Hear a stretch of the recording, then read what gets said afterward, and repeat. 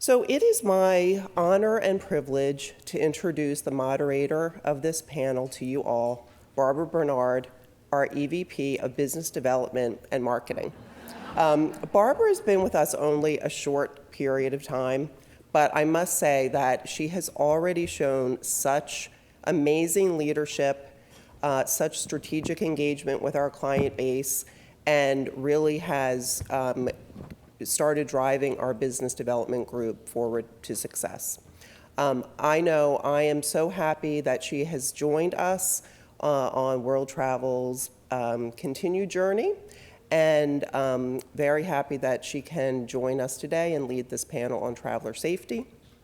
I will say that as Barb and I have gotten to know each other a little bit, we've chatted about a lot of her travels around the world as a solo female, which definitely impacts that traveler safety facet. And she shared some interesting stories with me. And I was thinking it would be great if I would ask her to just share a little snippet before she starts the panel and introduces the panel. Happy to. Thank you so much, Monica. First, I have a handheld. Do I need it, or can you hear me? Awesome. Hence the reason I am head of sales, because I like to be heard. But before I get into my story, I actually just learned something new, just literally moments ago.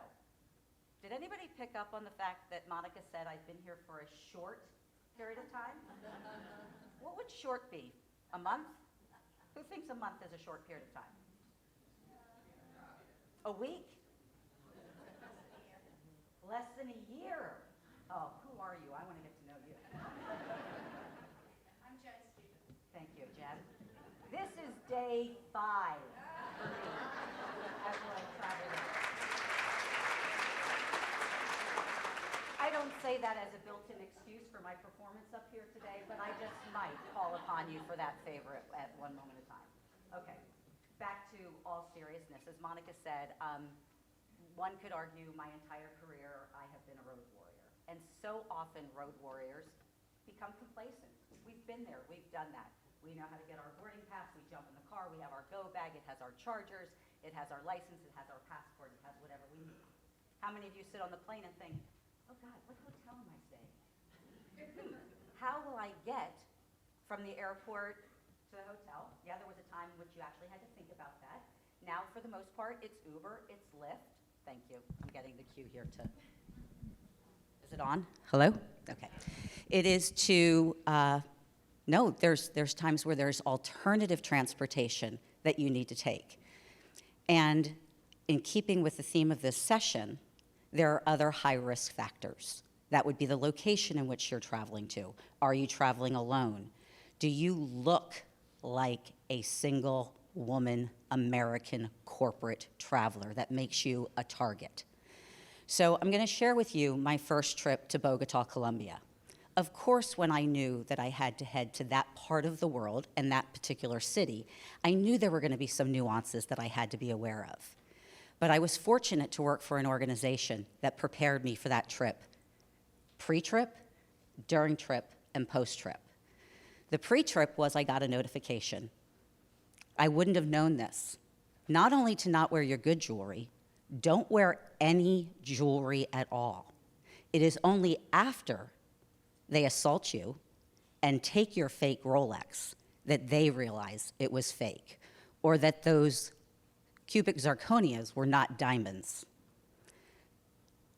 I absolutely was so incredibly grateful that I had that information that began to de-risk my situation. When I arrived in Bogota, I was met by 2 armed guards who escorted me to a vehicle that was blacked out windows and bulletproof. There was a part of me, of course, that was startled by the reality of that. That was quickly covered up by absolute comfort that I was going to be okay. People were looking after my well-being. Again, I was a road warrior. I wasn't nearly prepared for what was ahead of me. And it's very fitting that I ask our 2 panelists, Mackenzie from International SOS and Amanda from First Solar, to join me on stage. Mackenzie is the security manager, as I said, for International SOS, and Amanda is the global sourcing manager for First Solar. So ladies, would you mind just kicking us off here with a bit of a background about your experience and your knowledge on the topic at hand? I'm dealing with some allergies right now, so I'm going to use a microphone. Can everyone hear me okay? Apologize for this. So my name is Mackenzie Grahek. I work at International SOS. I have been there for 4.5-ish years. I have actually had a really great kind of progression within ISOS. I started on shift work as a security specialist. So those are the folks that are writing the alerts that you're getting for your travelers. I then moved up to the lead analyst for North America, and that's really when I was diving into the need for profile-specific advice, profile-specific travel advice specifically, whether that be for women traveling alone or for religious considerations or physical abilities, race, ethnicity, the list goes on. So since then, I'm actually now a security manager. I manage a team of travel risk managers themselves. So I talk to them a lot about policy creation, about how to manage a group of diverse travelers within each of their clients. The other part of my role is just on the consulting team, so I do a lot of things like this. Really any opportunity I can get to talk about traveler security in the nuances with profiles, whether it be women or LGBTQ+, et cetera. It's kind of my bread and butter, so thanks. Nice to be here. Hi, I'm Amanda Gergich. I am the Global Sourcing Manager for all Indirect services, which includes travel at First Solar. I've been with the company about 6 years now and started off as a financial analyst, which is what my degree and my career prior was in.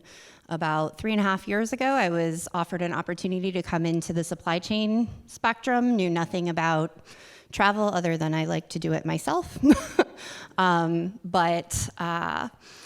Took over the program, so I can't take the credit for our integration with ISOS, but definitely trying to work very diligently, especially with all of the, political unrest and natural disasters and things that have come over the past few years to enhance our ISOS program, make sure that our travelers are educated and aware of the benefits that we get from ISOS. Excellent, thank you. So as the three of us were preparing, let me share with you the journey that we're going to take you on over the next 30 minutes or so. First is really setting the stage. As Sharon spoke to us, some of Erica's comments, not all travelers are equal, not all trips are equal. And there are absolutely a requirement to understand under this very broad umbrella of duty of care what the different components are around risk and security and the obligation, but also opportunity that you have to look after your travelers. As the traveler demographic is changing, the purpose of travel, it's becoming increasingly important that we include this in a managed travel program. Employees may not know that they should expect it, but once you have an experience like I had where I was proactively given that level of, frankly, a warm blanket before I went on the trip, I will never be comfortable without having that type of information in high-risk destinations. The second area is, again, to go a little bit deeper. We heard about the different travelers. There's traveler profiles and personas that put you at significant risk. So we heard whether you're a part of a different sexual orientation, your gender, your race, your religion, all of those types of things. You'll hear us talk about the fact that's personal information. As a corporation, you don't have the right nor the need to understand that, but your traveler knows that about themselves. And so how do you make sure that you're inclusive in your strategy and in your communication? So we want to spend some time talking about that. And then lastly, we're going to take you down a journey of execution. A strategy is just a strategy. How do you begin to either enhance your duty of care program, or how do you begin to start one up? Yeah, makes sense? Anything we've forgotten? All right, perfect. So during this session, we'd really like you to be involved. While we're going to leave time for questions towards the end, if there's anything that we're talking about and you have a comment, you have something that you can share with your peers and colleagues, please just raise your hand. We'll get a roving mic to allow you to comment, but also jot down your questions because we're going to be really anxious to hear from you from the end. Yeah? All right, terrific. By show of hands, who here has a formalized duty of care or some type of risk management program? That makes us feel good, doesn't it, ladies? Yeah. Okay. If you don't have one in place, who's in the process of thinking about it or organizing it? Excellent. And is there anyone, and this is a safe space, who really would like your world travel account management team, these ladies, to help you start to think? How do you even begin to think about this? Anybody sort of at that grassroots level? No, it's all right. Perfect.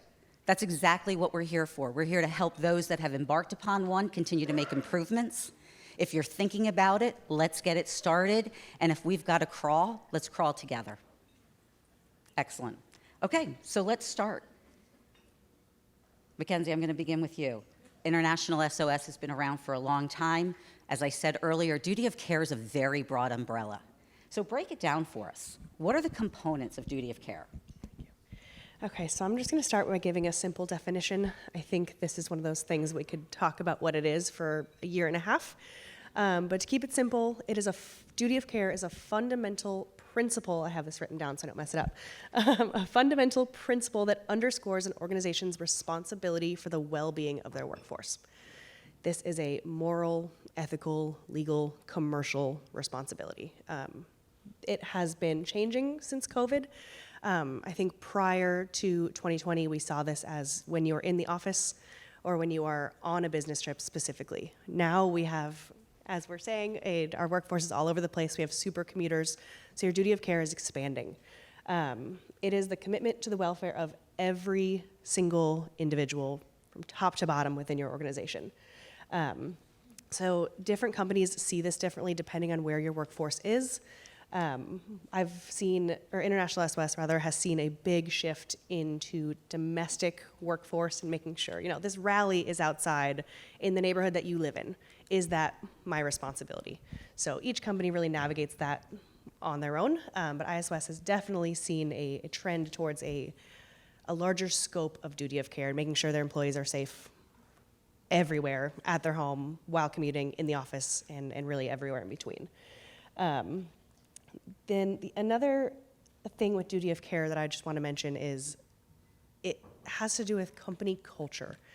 You create a culture in which people feel confident that they can, disclose concerns that they have, say no to a trip if their profile puts them at higher risk.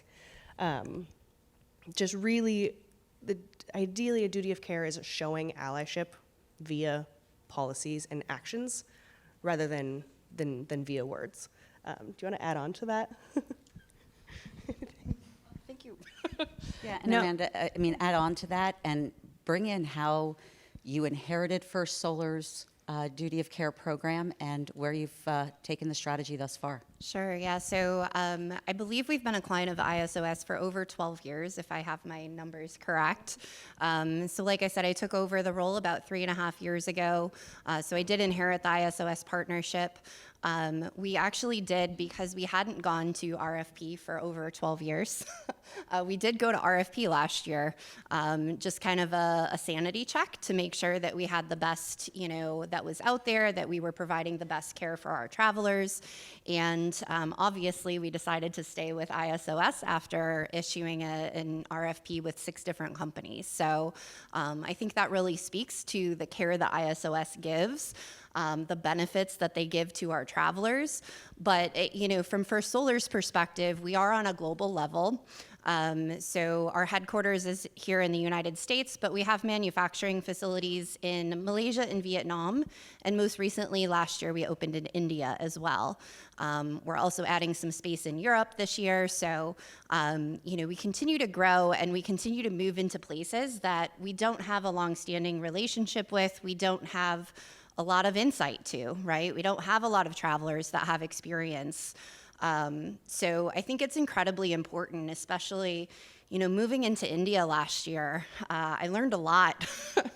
And, we try to pass that on to our travelers. We try to make them feel very safe.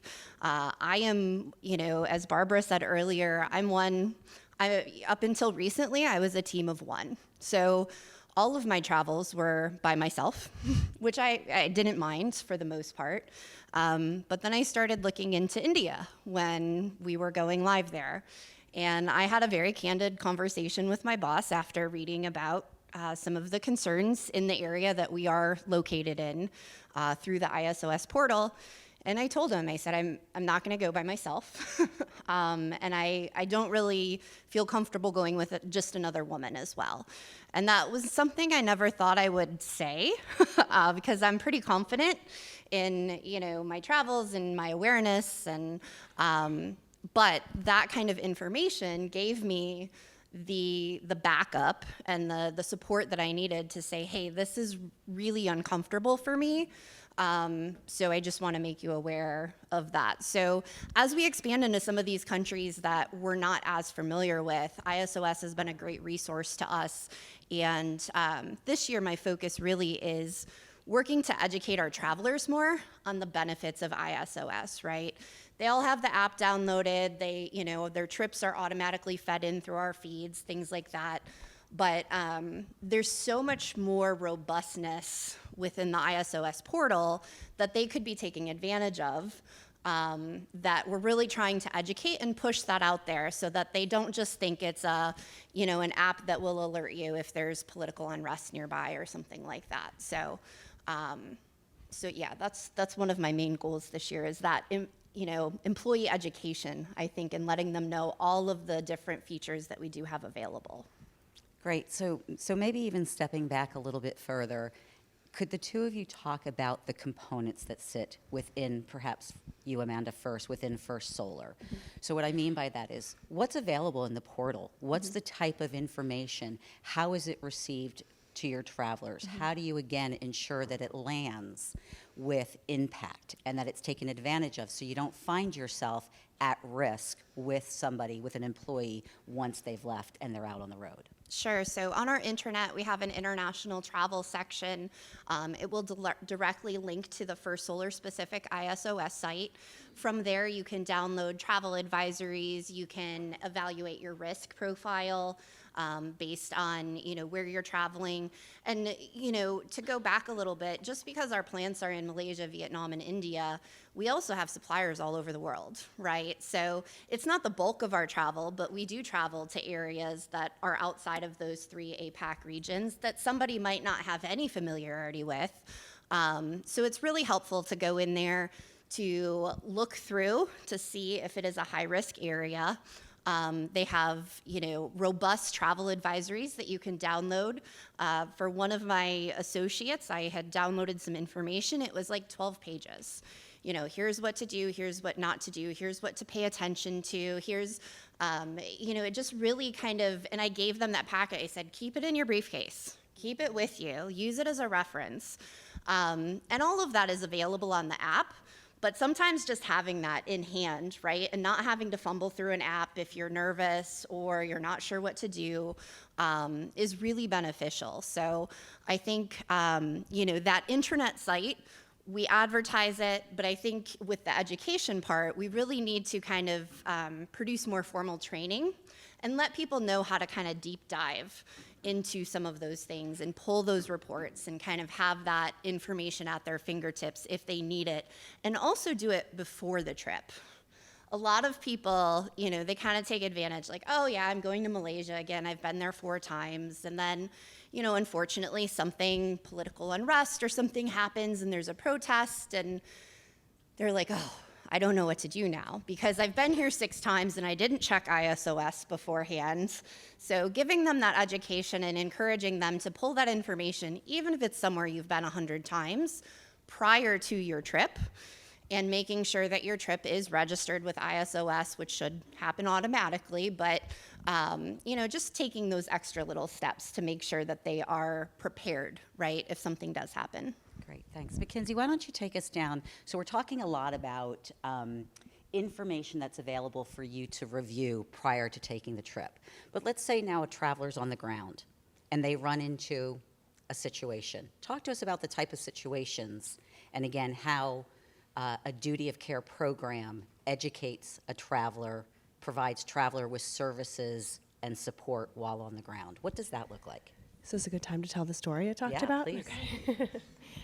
No, we didn't rehearse that. We have not rehearsed, but I wanted to make sure the story was going to hit the mark. So I have a cool case. It's not cool. It's not ideal at all. But a case study about a trip that happened recently in UAE to Dubai of one of our clients traveling for work. Really interesting and really just shows the importance of pre-travel education to all travelers. So that's the key takeaway here. So there are two men traveling together, colleagues. One man is a cisgender straight man. The other man is a cisgender gay man. The gay man he's married. He's openly out at work. No issues there. They're based in the US. They go on this work trip together to Dubai. They're there for about a week. It's going great. The gay man knows to safeguard his personal information due to the laws in place in UAE. So he was briefed. He's safeguarding his personal information. All good. They are actually on their way to the airport at the end of the trip when his colleague says, "Hey, Joe, how's your husband, Jeff?" You get it. And in that moment, the traveler, the gay man, has that stomach drop. You all felt it. I get goosebumps when I talk about this. So he, in that moment, had spent an entire week making sure he stayed safe. He's following the laws. He's, like I keep saying, safeguarding that personal information. His colleague, a friend of his, who's an ally, he supports him, etc., didn't know about the legality of homosexuality in Dubai, in UAE. And it was his colleague that ended up putting him at a higher risk. And I think that's just a really good, it showcases how important it is to do this pre-travel education for everybody. As a gay woman myself, I know where I need to safeguard my personal information. I do that research because I understand my traveler profile. If I'm traveling with my colleague, I need them to know how to keep me safe.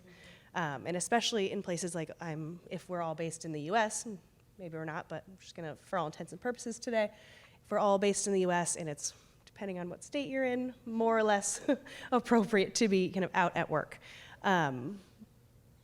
But can you travel that way? Do your colleagues know how to safeguard their friends, their colleagues when they're out of the country, even out of the state? So luckily, the traveler ended up calling ISOS from the back of the taxi, talked to one of our specialists in Dubai who ended up speaking with the driver. It all ended up being okay. They were on the airport, or they're on their way to the airport on their way out, so the driver dropped him off and there was no incident. So, thank goodness, but that could have been a really, really detrimental moment to that traveler's life. He could have been incarcerated, he could have been attacked. There's a ton of things that could have happened. And he did his part. He got the education, he was safeguarding his information. It was just that the other people didn't know. I just really wanted to highlight that pre-travel education is really important, even for road warriors, because you don't know what you don't know. Yep. And there could be new legislation that was passed, or there could be a protest on the ground, there could be elections coming up. And to make sure that as an organization you are practicing that duty of care and making sure that you're safeguarding the well-being of everybody, we have to do that proactively. Like, give that packet. Like, I know you know this, but take this packet just in case. Read it when you're on the plane, because why not? I think the other thing, Mackenzie, that you said, though, is while on the ground, they knew to call international SOS to intervene. And I think that's, again, one of the scariest things for a traveler is that you find yourself in a precarious situation. You've been robbed. Your identification has been stolen. What do you do? Who do you call? You have a medical issue. What do you do in a hospital in, I don't know, pick the country, Haiti? We'll go to Haiti. What do you do? I don't suppose you want to walk into any hospital and trust any doctor to take your appendix out. So having the ability to know that your travelers, and again, as we talk about generational travelers, the expectations are going to be high, that they are well looked after, and it's an expectation that's fair and reasonable. These are the types of things that we have to think about beyond just pre-trip notification. But do they know what to do, and how does International SOS, and of course you as the travel owner, how do you support your travelers in that situation? Are you prepared to receive that 1 in a million phone calls that your traveler is in a particular situation and needs some help? Anyone in the audience have something that you want to share around? Yeah, thank you. Hi, my name is Kim Bivens. I'm with Altria, based out of Richmond. We have a very robust duty of care program in cooperation with our corporate security department. So we're super lucky that we work hand in hand with them. We've gone from a domestic company primarily in the last several years to a global company. And the biggest challenge for our program is getting people out of the complacency of traveling domestically to even though there are lots of things that happen domestically now that you need to be aware of. And so it is that, getting them less comfortable or complacent about their travels, in addition to making sure they understand in the education process that Amanda was referencing, we're not trying to track you. We're not trying to know that you're eating at McDonald's or you should be in a meeting, but you decided you needed to take a walk. Like, that's not what this is about. This is about making sure that when you are in a location that is not your primary work location, or even when you're in your primary work location, that if there is something going on around you, you are aware so you can take the appropriate steps. Also, we've had conversations about the importance of not just having the digital method of maybe you can't get on Wi-Fi. Maybe you're in a country where Wi-Fi doesn't work well for you. Maybe your service goes out. Maybe someone steals your cell phone. So do you have a card? Do you have a physical reminder in your wallet or something you carry with you at all times so that you can get to a phone and make those calls to notify the people that need to be notified that you're in a situation? We have folks that travel, our international leaf buyers travel to some very, very unique locations with very specific requirements. And just because they've done it forever doesn't mean that those requirements aren't changing, like Mackenzie was talking about. So we've actually rolled out an application to the enterprise, and we're trying to get people on board with it. It allows them to check in wherever they are for work. Check in, check in, check in. It has an SOS button. It goes directly to the provider, and they get on the phone with you to figure out, like, what is it that you need. But those alternative methods of communication, if your phone is stolen or not operational, are important as well. Yeah, imperative, absolutely. Thank you so much for sharing.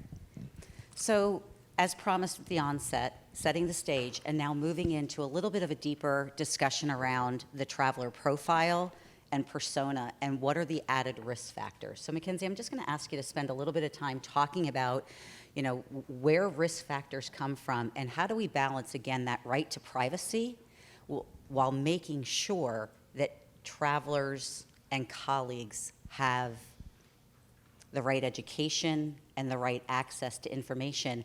And then the last part, are they compelled to go read that information? So we can make it available. It's the old horse to water. So I'd love to hear a little bit about your perspective on that. Oh, profiles. How much time do we have? This is my absolute favorite thing to talk about. Does anyone want to do you want to tell me what your traveler profile is? No? Who are you looking at? This gentleman right here. Sean? Me? Yeah? My travel profile. Now, is this me personally, or Yeah. is this where I No, travel? your traveler profile. I'm old. Yeah, fair. That counts. That counts. Age is it. Yep. What else? I'm old, Yep. male, Yep. member of 3 or 4 different frequent flyer programs. So we've got travel frequency, age, gender. And travel probably about 20 trips a year. Nice. Well traveled. Definitely part of your traveler profile. I like to put people on the spot. No one ever feels comfortable with that question, but they should, which is my point here. So those are 2 of those things are what I can see. I can see your age range. I can see that you present as a man. I could assume you're a business person because your suit. You have not an American accent, so I can assume you've traveled at least a little. But that's it. I don't know anything else about you. I don't know your religion. I don't know your gender or sexual identity. I don't know what languages you speak. I don't know your sense of direction. I don't know if you smoke cigarettes. So all of these things are part of your traveler profile. So I like to use myself. You can see that I'm young, I'm white, I'm blonde, I'm an English speaker. You can't see that I'm part of the LGBT+ community. You can't see that I lived in South America for many years. You can't see that I speak Spanish. So if you put my traveler profile in Mexico City, super comfortable. I speak the languages, I read the signs, I have friends there, I've been there many, many times. I love it. I still look like this, so I still stick out, but my other parts of my travel or profile kind of help mitigate that risk of being a young, blonde, white woman. If you put my same traveler profile in Beijing, I can't read the signs. I've never been to that city, I've never been to that country. I'm a blonde woman still, but now I'm stick out and I'm lost. So double time, right? And then if let's say I was just on a business trip to the Middle East. I was by myself, I looked like this, very comfortable, and since it was a business trip, my sexual identity didn't matter. So that is it depends what you're doing, how you're doing it, and that is how you kind of figure out what matters about your profile. It's also important to consider things like, do you go on runs at 5 in the morning? Because if you do that and you're in Rome, that's tourist stamp on your forehead. Italians don't run at 5 a.m. I wouldn't either if I was Italian. So it's little things. Or I see all the time, it's like, oh, an American when they have their big branded college t-shirt on, right? So it's not that Americans are the only ones going to college, but we're the ones that take that t-shirt on a trip with us. And so it's everything. So I really like to, every time I do like a pre-travel security training or, speak with travel risk managers, I encourage you all to figure out your own traveler profiles and then encourage the travelers to really know that about themselves as well. Because as we're saying, you can't be like, oh, sir, are you queer? No, you can't, that's so inappropriate. You can't ask those questions. You can't ask what your religion is.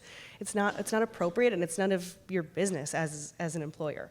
It is your business to keep them safe, however. And that is why we keep saying it, all of this information has to be pushed out. So if you have travelers going to UAE, here are the laws, here are the cultural expectations, here are the nuances for Dubai versus a different city. Dubai is a completely different environment than the rest of the country. It's a whole little world right there, right? And so we need to be researching all of it. Country, region, city, legal or laws, legality considerations, and cultural expectations. And then take all of that information, push it out, and then if a traveler says no, trust them. Trust that they know that their profile warrants either more security, more risk mitigation, or that they just don't feel safe going on that trip. Like when you were saying you didn't want to go to India by yourself, that you took the information you were provided and made an educated decision for yourself, knowing your profile. And empowering your employees to do that, A, helps retention, let's be honest, and B, keeps them safe. That was great, Mackenzie. Such a wealth of information. And again, some of it might feel obvious, but again, we know obvious to execution is sometimes a really difficult path when we think about the sensitivity and the comprehensiveness of this type of strategy. So with that, Amanda, share with us, what consideration, if any, or how do you organize your information and communicate in traveler seminars at First Solar for these types of traveler profiles? Yeah, so one of my goals this year is to, anytime you register for a trip to a country let me back up. So first, we're gonna have mandatory training for anyone that's traveling. They're gonna have to go through, a travel informational session about India, about Malaysia, about Vietnam, about Sweden, whatever it might be. But then we're expanding pretty rapidly. We've got a lot of new employees that don't understand all those benefits and things. We kind of took advantage of having seasoned travelers for so many years that were used to going to the APAC countries and used to kind of going, through some of this stuff. And they took for granted that they knew about it, right? They've been there 50 times, nothing's changed. But now we have all these new employees and they're starting to travel, right? So what I would like to do is I would like to make it mandatory when you book a trip that the first step is going to be an informational training that you will have to kind of check off. And we will track through our Learning Academy that you are well-versed in some of the risks and, just general culture, all of those things, right, for each country that you're going to be traveling to. I also really, advise people, I say you have to sign up for the alerts, and most of them are automatic unless you go in and deselect them. And some people are like, I get too many emails.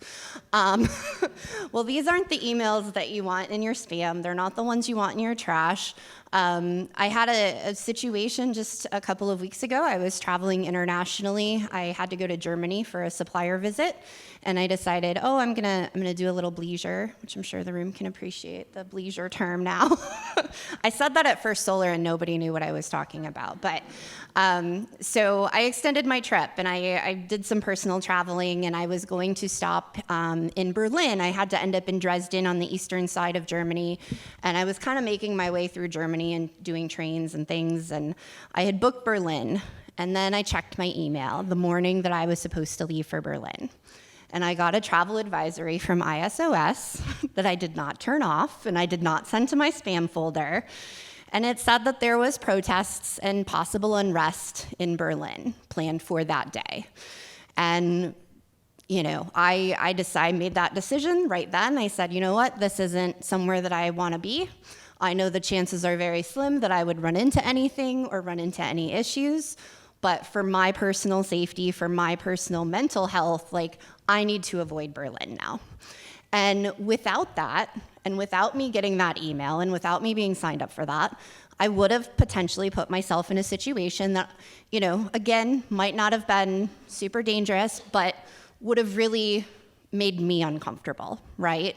So these are the types of things, especially, this just happened a week or two ago, but these are the things I'm gonna try to educate my travelers with, right? This stuff happens, right? You might just be making a stop to see a city that you've never seen before because you have an extra day, or your flight was delayed. But you need to update your ISOS. You need to update the locations that you're going to, and thankfully, even though I had added Berlin 24 hours ahead of time, I added it to my ISOS trip, and thankfully I got that notification and was able to change my plans so that I wasn't, feeling uncomfortable. So those are the kind of situations that I really want to share with our travelers, and that way they understand, guys, I know we all get 1,000 emails, but when you're traveling, the ISOS should be flagged as important. It should come through. It should ding your email, buzz your phone or whatever it is, so that you can take action. And you know what? Maybe 9 times out of 10, there's no action to take. But that one time, make sure you know about it. Thank you so much. So just scanning the room, I'm going to pick a demographic that's very well represented. Anybody guess what that is? Women. Okay. So we know that women have always been in business travel, but statistically, women business travelers are increasing. And again, as we heard from Sharon, as we know from our own travel programs, we're traveling to unique locations, and there is inherent risk, even within the United States, that didn't exist just a few years ago. So would love to hear from any of you in the audience, and certainly we'll ask the panelists as well, whether it's the way in which you highlight that single demographic in your risk management program, or any practices you have as a woman business traveler that you'd like to share with the group. I will share, one of the things that I usually do as clearly woman and visibly identifying as female is I try, wherever I am, I really don't go out by myself. After a certain time, after lights are out, it's there's no need. And I will say that's whether it's personal or business, it's after a certain time, don't go out, and definitely don't hit the bars on my own, right? Or with anyone when traveling. That came out really wrong. But but that is something that I always thought, right? You saw, I have my 3 kids, and I'm very self-conscious as nothing can ever happen to me. Nothing can ever happen to me because I have the expensive one, particularly, that I need to look after. So it is something that, I always make sure if there is an night activity, is there going to be transportation? Is there not going to be transportation? I honestly don't even candidly feel Ubering alone by myself comfortable in certain countries, even in certain locations in the United States, right? So sometimes the accent comes out, right? And I look, there'll be the, oh, but you don't look Mexican. And then red flags start to go out, like, why would that even matter? But, so yeah, that's just kind of one. And I just will share something else.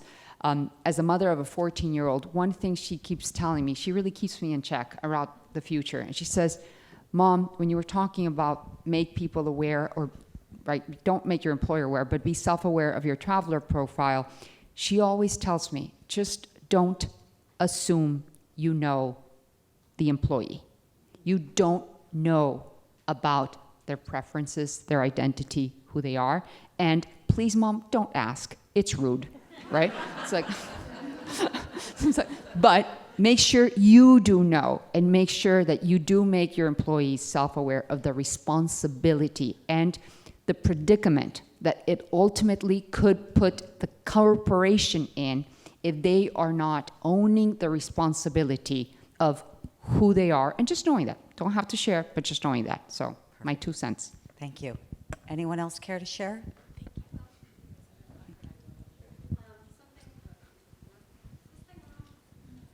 All right. Something that some of my girlfriends and I do, like at Concur Fusion when we were in Vegas, is share our location. It's really important if you're with a group, making sure everybody knows where you are. Even if it's like, I'm walking back to my room in the Venetian, but if they're, you know, Dee and all of them were in the other tower, I'm sharing my location and saying I got back to my room safe and checking on each other. So that's really important. I do have a story. I was with George and Sandy at a Best and Final, and my flight was before theirs. So I got in an Uber first, and they were finishing up the meeting. I shared my location with them in the Uber app, which you can do. And this guy is like, oh, I've lived here all my life. I'm going to take you a better way. And I'm like, we're not going anywhere towards the airport. And I was sharing it with them. And so they were tracking my location. And it's just really important to keep those lines of communication open and sharing that information. All of these apps have the ability to do that. So just making sure you know how to share that kind of stuff with your coworkers.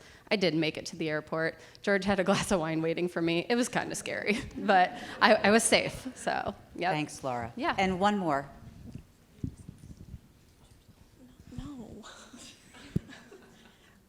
Dee Crawford with Longevity. Now I'm going to sit back down. One thing that I just realized, and this just happened in the last couple of weeks, is researching your destination. I'm a very, very savvy traveler. I've traveled alone for years and years and years. I'm going to Morocco that I have never been to, and I didn't really realize some of the nuances of Morocco until I started actually digging into it. You know, don't let someone take your luggage. Don't let someone tell you that you are going the wrong way when you really know that you are going the right way. So just to trust your own instincts and to make sure that you are doing your due diligence before you get there. Even though you may have traveled to the same place 1,000 times, or you feel very, very comfortable as a traveler, which I am. I am very, very comfortable. As a solo female, I'm fine with traveling, but like I said, a little digging, and I found some nuances that now I know, and so I won't make that mistake.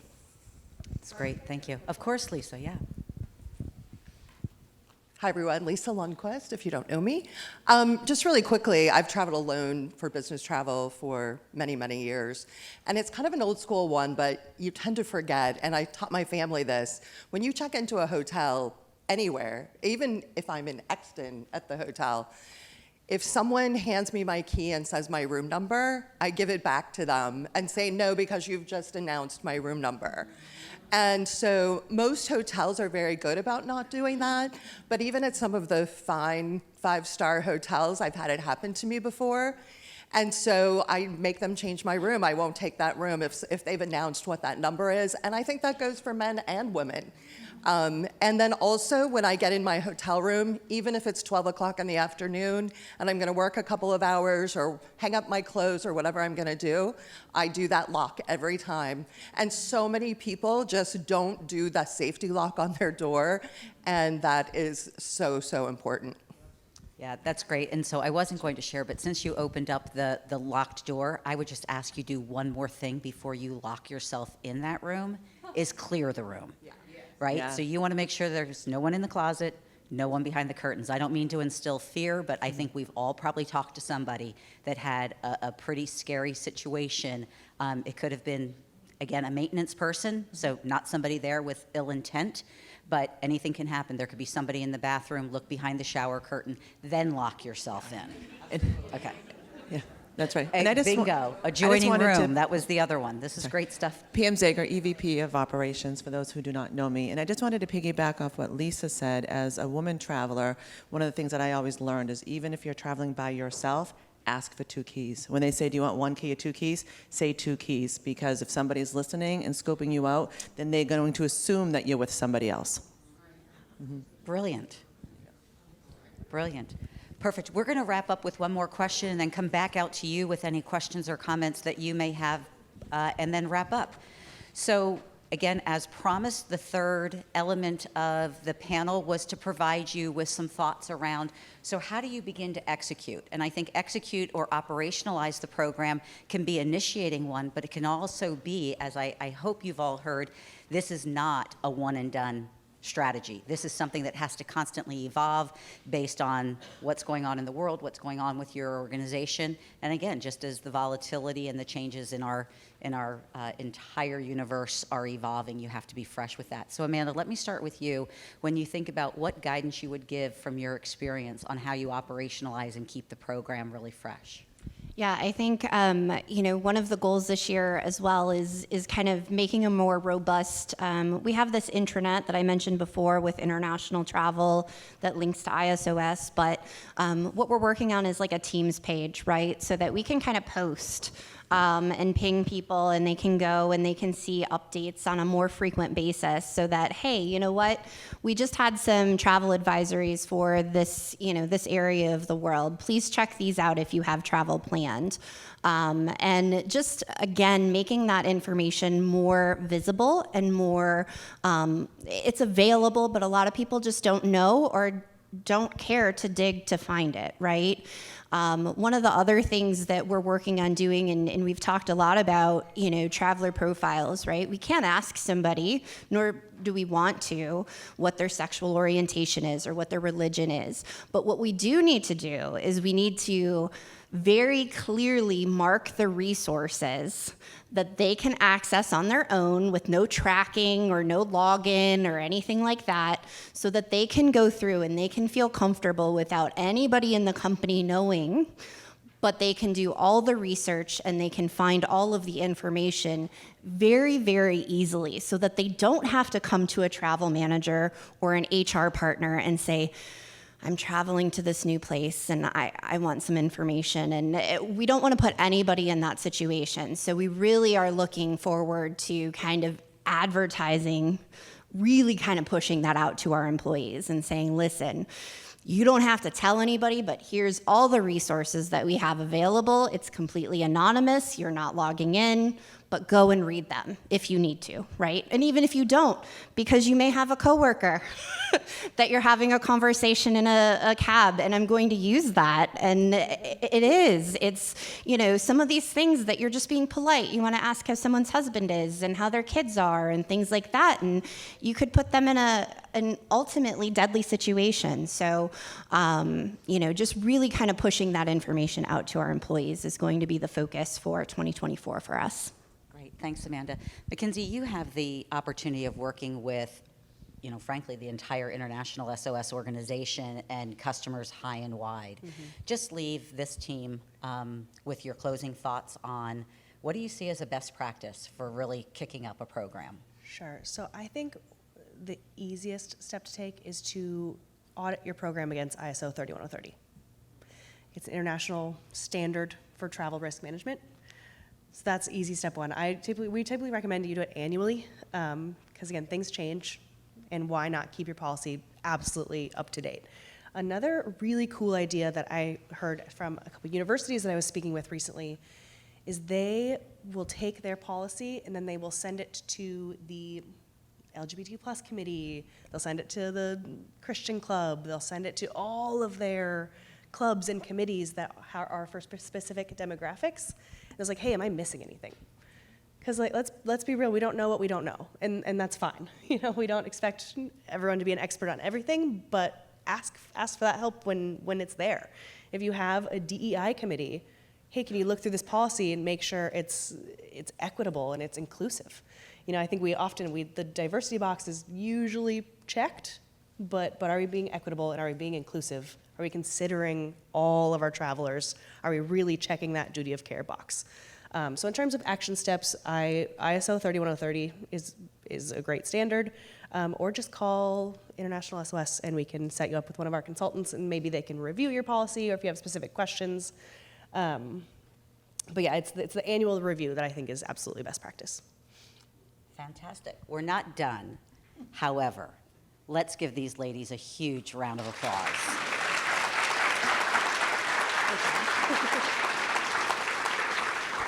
Fantastic. Thank you so much. We have a moment or two. Anyone want to offer a thought or ask a question? Yeah, thank you. Mike's coming.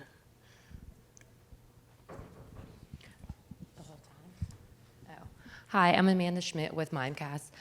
So my question is, I always thought of like duty of care, you know, like my personal thing. I didn't think of that situation with, I guess, like Jeff, the scenario.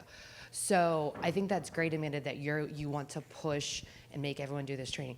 How are you going to go about enforcing, like, if someone doesn't take it, do you cancel the trip? Like, because I feel like we're trying to push to have them download all these different apps and do all these different trainings and things, and it's really, really important. But how do you plan to go about that? So we have a First Solar Learning Academy where we can assign courses. It will put a due date on that course, and it will ping their manager every single day when they do not complete it by the due date. So, you know, it's really going to be up to the manager. It's not my call to say, listen, you can't travel because you didn't take this course. But the manager will be made aware. And I really hope that the managers would encourage, these trainings aren't going to be long. It's not going to be something you have to spend 3 hours on. I'm thinking 20 to 30 minutes. And just have, you know, that kind of very high level, but also important information, right? So as of right now, I don't think it's going to be a hard stop, like, no, you're not allowed to travel. But as a manager, I mean, and my employee, if they're traveling and we're trying to help them by giving them information about safety and security in another country, I'm going to sit down and have a talk with them why they couldn't prioritize a 30-minute training if they're, you know, traveling 30 hours across the world. So I would just, and then we're going to need to wrap, guys, we're out of time, but I think this is the old adage of carrot and stick. So think about helping your travelers understand that it's your accountability to make this information available to them. It's no different than anybody else who puts themselves in a high-risk situation.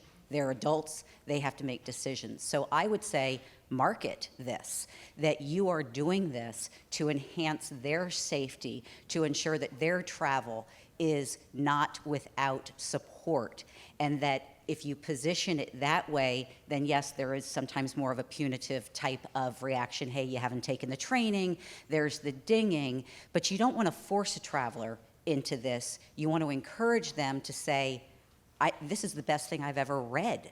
And that way they keep coming back versus feeling as though this is one more thing admin is forcing me to do. And I would just encourage, in addition to Mackenzie and International SOS, your entire World Travel Organization is here. Your account managers are ready to have these conversations with you. If you're a potential future customer, certainly the sales organization is eager to engage you in these discussions. So there's lots of ways that I think we can take this, and it's unique. But I would just really encourage you to talk about the value and get travelers to want and actually seek this information out, in addition to putting training out there that has some level of, cadence to it and deadlines and whatnot. So right now we are scheduled for a break. We have 15 minutes, and we'd like to really encourage you to spend some time networking. As you heard from Erica and from Liz, we have some great sponsors that are here with us, and they've invested the time and the resources into being here, and they've got some great information, but I know they're just also eager to put names with faces and just say hello. So they're back here in the room, and if I could ask you to be back here at 11:15, we'll get started with the next session, and thank you. So